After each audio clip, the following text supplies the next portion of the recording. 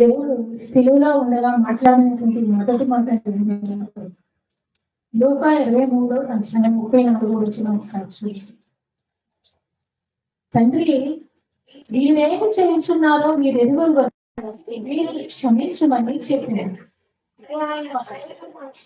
మరియు ఆయన వస్త్రం పంచుకునేటప్పుడు తీర్పు వేసుకునేది.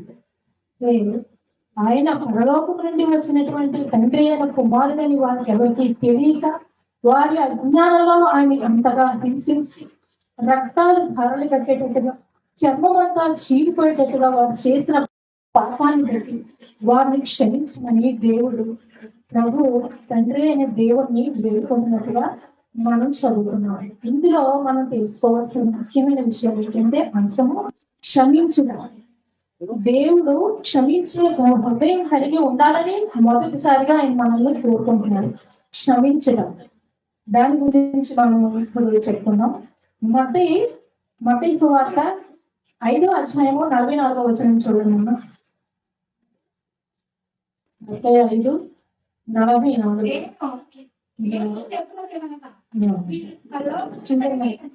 మీ తండ్రికి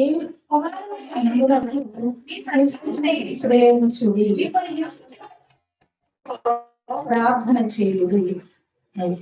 మనల్ని మీతో చెప్పినది ఏమనగా పరలోకమంటున్న మీ తండ్రికి కుమారులే ఉండేటట్లు మీ శత్రువులను ప్రేమించలేదు.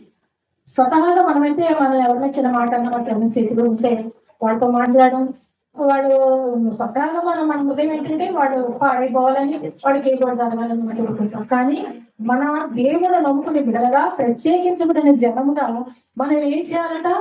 వాళ్ళని ప్రేమించాలట, శత్రువుల్ని ప్రేమించాలి. వారి కొరకు మనం వాళ్ళని ప్రార్థన చేయాలని దేవుడు కోరుకుంటున్నాడు. ఆయన యొక్క మనోభిలాష అది. మనం క్షమా హృదయం కలిగి ఉండాలని ఆయన కోరుకుంటున్నాడు. తర్వాత మారు మనస్సు, అది ఎప్పుడైతే మనకు మారు మనస్సు అంత మనలో ఉండదో ఈ క్షమా హృదయం అనేది మనకి కలుగుతుంది. మారు మనసు, నిజమైన మారు మనసు మనలో లేనప్పుడు మనం ఎవరిని క్షమించడం. క్షమా హృదయం మనకి అది ఏంటంటే ముందుగా మనం మారు మనసు పొందుకోవాలి. అప్పుడే మనకి క్షమాపూర్వకమైన ప్రేమ, పరలోక తండ్రి కుటుంబానికి పోలికను మనం కలిగి ఉంటాం అన్నమాట. పరలోక తండ్రి కుటుంబంలో మనం కలిగి ఒక సభ్యుడిగా మనం ఉండగలుగుతాం. ఎప్పుడు మారు మనసు కలిగి క్షమాపూర్వకమైన ప్రేమ మనం చూపించినప్పుడు తండ్రి యొక్క కుటుంబాల్లో ఒక సభ్యులుగా మనం ఉండగలుగుతాం. నెక్స్ట్ 1 కొరింథీ 4:12 చూడండి. 1 కొరింథీ 4:12 చూడండి.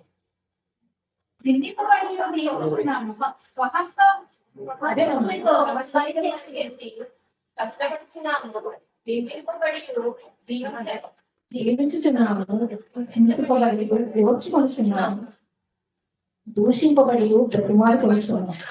ఇది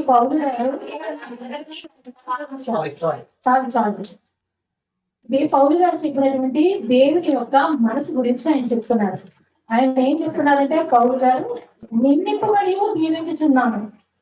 మనల్ని ఎవరైనా అప్పుడు మన మీద చేశారనుకోండి, మనం వాళ్ళు దీవించాం.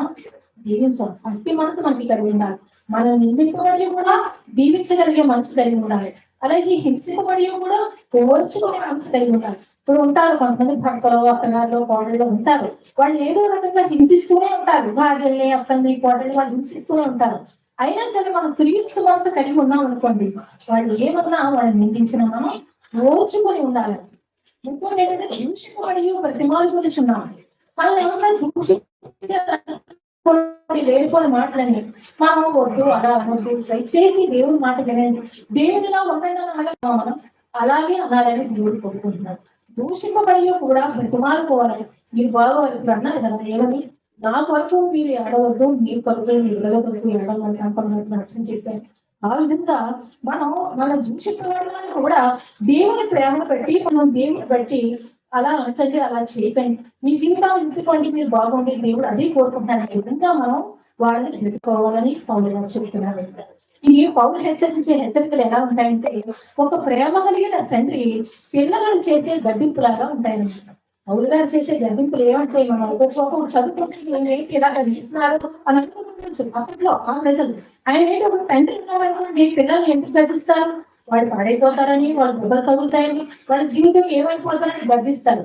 ఆ విధమైనటువంటి గర్వింపులు పౌలు గారు చేసే హెచ్చరికల్లో ఉంటాయి మనం. అది క్రీస్తు యేసు యొక్క మనసు కలిగి ఉండబట్టే ఆయన అలా మాట్లాడగలుగుతున్నారు. నెక్స్ట్ లూకా సువార్త 17వ అధ్యాయం 3-4 వచ్చిన చూడండి.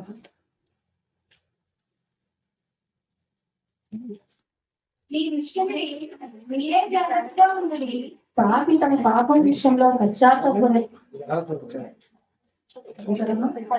లోక 17:3-4 చదివి.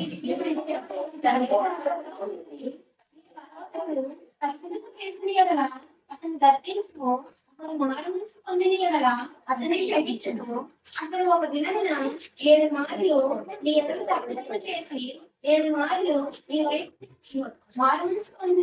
పొందుకుని ఎడలా క్షమించు. పాపి తన పాప విషయంలో పశ్చాత్తాప పడేలాగా చేయడానికే అతన్ని మనం తగ్గించాలి. అతను చేసిన తప్పు అని అతను తెలుసుకునే విధంగా మనం తగ్గించాలి. మన మాటల్లో అది ఉండాలన్నమాట. ఆ తర్వాత 7 మార్లు మనం ఆయన ఒక దినం ముందే 7 సార్లు తప్పిదం చేసిన ఎడల ఆయన్ని మనం క్షమించాలని ఆయన చెప్తున్నారు. 7 సంఖ్య అంటే బైబిల్లో సంపూర్ణతను తెలియజేసే సంఖ్య. 7 మార్లు క్షమించడం అంటే ఎలాంటి పరిస్థితుల్లోనైనా ఎన్నిసార్లైనా మన సహోదరులు కానీ మన ఎవరైనా కానీ పాపం చేసుకుంటే, తప్పిదం చేసుకుంటే మన పట్ల వారిని క్షమిస్తూనే ఉండాలనేది దేవుని యొక్క ప్రేమ, దేవుని యొక్క మనస్సు అని మనం అర్థం చేసుకోవాలి. నెక్స్ట్ 1 యోహాను 1:9 చూడండి. 1 యోహాను రాసిన మొదటి పత్రిక 1వ అధ్యాయం 9 చూడండి.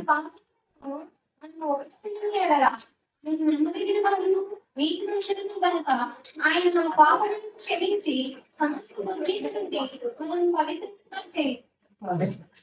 పాపములను ఒప్పుకోవడం అంటే తప్పులు పనికి చెప్పి నేను తప్పు చేశానని చెప్పి అందరిలో ఒప్పుకొని ఆ తర్వాత మర్చిపోయి మళ్ళీ మన జీవితాన్ని యథావిధిగా ఉండడం కాదు. కానీ మనం చేసిన చెడ్డ పనులు బట్టి, మనం చేసిన చెడ్డ కార్యాలు, చెడ్డ మాటలు బట్టి అవతల వ్యక్తి ఏం నష్టపోయారు, ఏం బాధపడ్డారు, ఆ బాధ్యతను మన మీద వేసుకుని దేవుని మంచితనం, ఆయన ఆజ్ఞలకు అనుగుణంగా మన జీవితాలను మార్చుకోవాలి. దేవుడు మనం ఏదో తప్పు చేసాం, వాళ్ళు నేను మాట్లాడిన మాట వల్ల వాళ్ళు ఎంతో బాధపడి ఉంటారు. వాళ్ళు ఎంతో బాధపడి ఉంటారంటే వాళ్ళ వైపు నుంచి ఆలోచించి ఆ తప్పుని, ఆ బాధ్యతను మన మీద వేసుకోవాలి. ఒక దేవుని యొక్క మంచితనం, ఆయన ఆజ్ఞలకు అనుగుణంగా దేవుని ప్రేమను మనం ఆలోచన చేసుకొని ఆయన ఆజ్ఞలకు అనుగుణంగా మన జీవితాలను మార్చుకోవాలి. అప్పుడే మనం చేసే దుర్మార్గమైన అతిక్రమలను సైతం దేవుడు క్షమించి మనలను పవిత్రులుగా చేయగలిగిన గొప్ప దేవుడు దేవుడు. నెక్స్ట్ లూకా సువార్త 7వ అధ్యాయం 48వ వచనం చూడమ్మా. లూకా సువార్త 7వ అధ్యాయం 48వ వచనం. క్షమించబడినవి అని అప్పుడు ఆయనతో కూడా గోర్ల పంక్తి కూర్చున్న వారు పాపముని క్షమించిన తరువాతని తమతో తాము అనుకొనసాగి.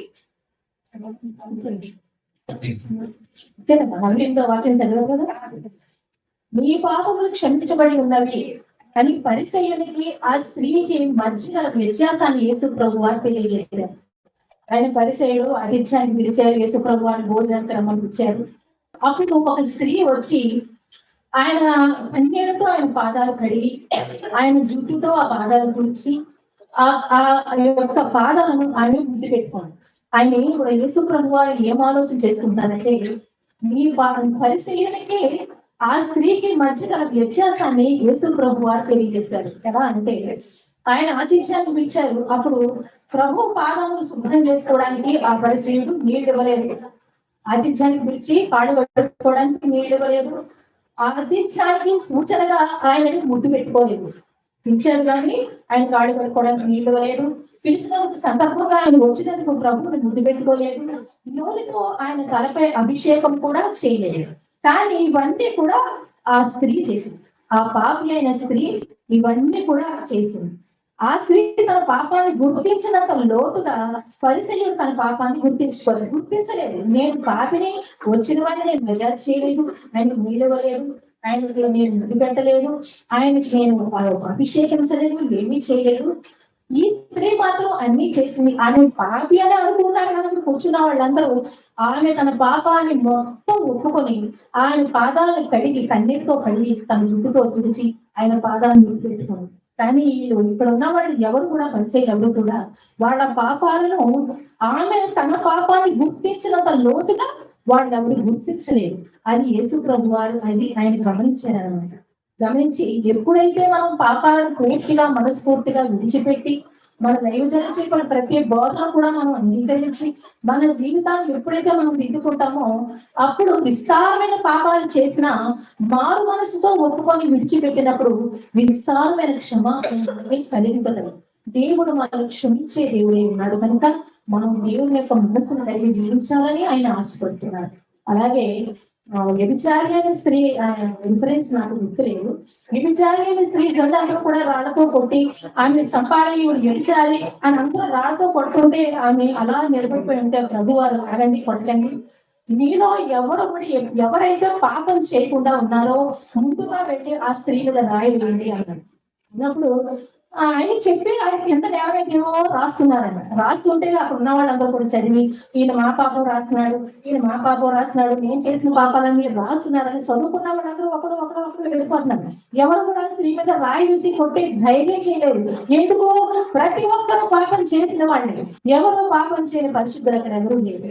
అప్పుడు ఆయన రాయడం పూర్తి చేసి పైకి లేచి ఏమ్మా మీరందరూ ఏది అంటే ఎవరు నేను కొట్టలేదా అని అడిగారంట. అమ్మా నేను ఎవరు కొట్టలేదా, నేను ఎవరు రాడి వేయలేదా అంటే ఎవరు వేయలేదు ప్రభువా అన్నట. ఆ ఆ తండ్రి అప్పుడు ఆ ప్రభు యేసు ప్రభు అన్నా నేను కూడా నిన్ను నిందించను, నేను కూడా నేను ఏమి చేయను, నేను క్షమిస్తున్నానమ్మా, ఇంకెప్పుడు పాపం చేయదు అన్నా.